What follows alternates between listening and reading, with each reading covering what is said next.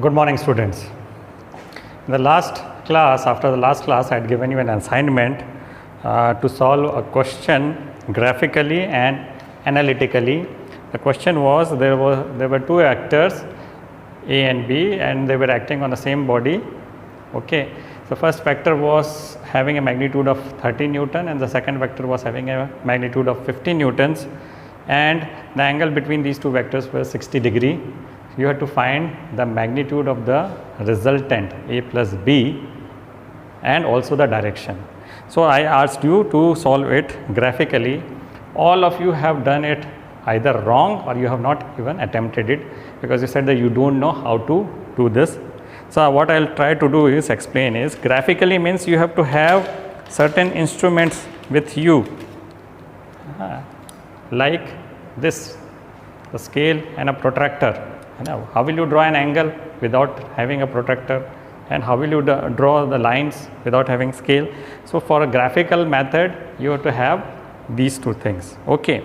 Now the question given was this vector A, its magnitude is 30 Newton, and there is a vector B, its magnitude is 50 Newton, and the angle between them is 60 degree. Okay. Some of you have drawn it like this. They have taken a body. Okay. There's a body, and in this body there's one vector, done one vector like this, and you have drawn another vector like this. You said this is A, this is B, and I don't know how you try to calculate this, which is not correct. Okay. So let me try to explain you again the law of triangle law of vector addition. When the two vectors are drawn in such a way that they follow an order, okay, and they act as a two adjacent sides of a triangle, the third side, which is taken in opposite order, will be the magnitude in length, magnitude of the resultant, and its angle with the first vector will be its direction. Okay. Suppose there is a vector A and there is a vector B. So to add them you have to first arrange it head to tail. पहला arrangement क्या होगा? Head to tail. The head of the first vector should touch the tail of the second vector. तो या तो इसको खिसका के इधर ले आओ या इसको खिसका के इधर ले आओ. तो हम इसको खिसका के ले आते हैं सर. चलो इधर, है ना, ये हो गया. ठीक है, पैरेलल, ऑलमोस्ट पैरेलल, ये खिसका दिया. अब इसके बीच का एंगल के लिए मैंने बोला था the smaller angle between the two angles. यहाँ पे अभी दो एंगल बना रहा है, तो स्मॉलर कौन सा है? इसमें ये एंगल स्मॉलर है, तो this is the angle. Okay. अब हमने इसको ऑर्डर में लिया है, तो इसका रिजल्टेंट क्या होगा? Tail from the first vector to head of the second vector, this is resultant. Okay. Opposite in order, and this angle beta is the direction of this resultant angle with respect resultant vector with respect to the first vector. अब आपको draw करना है, इसको scale से draw करना है. तो कैसे ड्रॉ करेंगे इसको? हाँ, पहला वाला वेक्टर क्या है? 30 न्यूटन्स. तो पहले तो स्केल आपको मानना पड़ेगा. इसमें 30 न्यूटन्स तो दिया नहीं है, जस्ट 30. इसमें 1 सेंटीमीटर, 2 सेंटीमीटर, 3 सेंटीमीटर. मैं क्या एक अप्रोप्रिएट स्केल ले सकता हूँ? तो मैं स्केल लेता हूँ. Scale 10 newton is equal to 1 centimetre. मैंने स्केल ले लिया. 10 newton is equal to 1 centimetre. तो अगर मुझे 30 न्यूटन ड्रॉ करना है तो कितना मैं ड्रॉ करूँगा? हाँ, स्केल से मैं कितना ड्रॉ करूँगा? 3 सेंटीमीटर. स्केल से मैं कितना ड्रॉ करूँगा? 3 सेंटीमीटर. उसी तरीके से अगर मेरे को 50 न्यूटन ड्रॉ करना है तो मैं स्केल से क्या ड्रॉ करूँगा? 5 सेंटीमीटर. तो सबसे पहले एक को मैं हॉरिजॉन्टल ले लेता हूँ. सपोज वेक्टर ए, एक पॉइंट लिए यहाँ पे, है ना, वहाँ पे स्केल रखा, स्केल से लाइन खींची कितनी 3 सेंटीमीटर, ठीक है ना। ये 10 सेंटीमीटर 20 सेंटीमीटर 3 सेंटीमीटर है ना। अभी एरो लगाने में कोई जल्दीबाजी नहीं करें क्योंकि पॉइंट से ही है, यहाँ पे ये पॉइंट मिल गया। So this in magnitude is 30 Newton है ना। तो this in magnitude is 30 Newton. Now the direction 60 degree लिखा है, 60 डिग्री। अब वो आप डायरेक्शन कहाँ से ले लोगे 60 डिग्री, इसको मैं एक्सटेंड कर देता हूँ, ठीक है। इस पॉइंट में रखूँगा मैं प्रोट्रैक्टर, शायद याद यूज़ किया होगा आपने। प्रोट्रैक्टर इस पॉइंट में रखा और यहाँ से इस डायरेक्शन से मैं 60 डिग्री लूँगा, इधर से नहीं लूँगा, इस डायरेक्शन से 60 डिग्री। तो इस डायरेक्शन से मैं 60 डिग्री लेता हूँ, तो ये मुझे यहाँ पे कहीं पे मिलता है।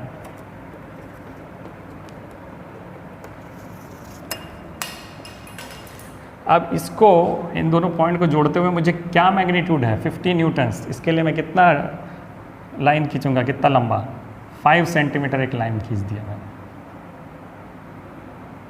और ऊपर जाएगा, ठीक है। So this is vector a and this is vector b is equal to 50 Newton.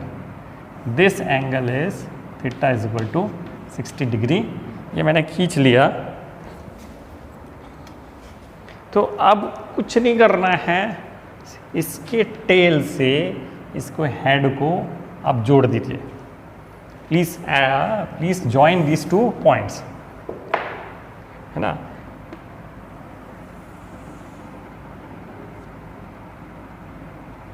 ये पॉइंट और ये पॉइंट जोड़ दीजिए बस, ओके। और जोड़ने के बाद में दिस विल बी बीटा, ठीक है। जोड़ दिया। अब इसको सिंपल स्केल से मेजर करिए, इस पॉइंट से इस पॉइंट के डिस्टेंस को मेजर करिए, है ना। मैं ऑलरेडी कर चुका हूँ। ये आएगा 7 सेंटीमीटर। 7 सेंटीमीटर अगर मैं स्केल, अगर 10 newton is equal to 1 centimetre है, तो 7 सेंटीमीटर कितना होगा, it will be 70 newton. 70 newton 7 centimetre आएगा। और फिर आप इस प्रोट्रैक्टर से इस पॉइंट में रखिए इसको और इस एंगल को मेजर करिए, बीटा एंगल को। तो मेजर करने के बाद में आर तो आ गया 70 न्यूटन, बीटा मेजर करने से आपको आएगा 38 degree from A. So this gives the direction, this gives the magnitude and this is the graphical method. अब इसी चीज़ को हम एनालिटिकल मेथड से भी वापस से रिकन्फर्म कर सकते हैं। कैसे रिकन्फर्म करेंगे, है ना। एनालिटिकल मेथड में इसमें दिया था r is equal to under root a square plus b square plus 2ab cos theta. रखिए इस पे value. a 30 newton, 30 square plus 50 square plus 2 into 30 into 50 into cos 60। 2 into 30 into 50 cos 60। That will give you under root 900 plus 2500 plus 2 into 1500 into 1/2।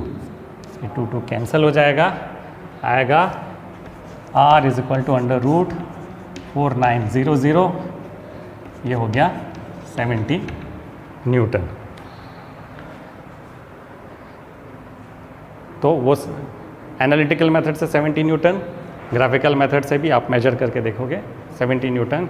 अब beta का formula ये है, tan beta is equal to b sine theta upon a plus b cos theta. Value रखेंगे b यानी 50 sine 60 upon 30 plus 50 cos 60। Okay, तो ये हो जाएगा 50 इंटू रूट 3/2, साइन 60 रूट 3/2 होता है। ये 30 प्लस 50 इंटू 1/2 कैंसलिंग आउट हो जाएगा, तो एंड में इसका आएगा 5√3/11 इज इक्वल टू 10 बीटा। अब इसका बीटा निकालना है तो 10 इनवर्स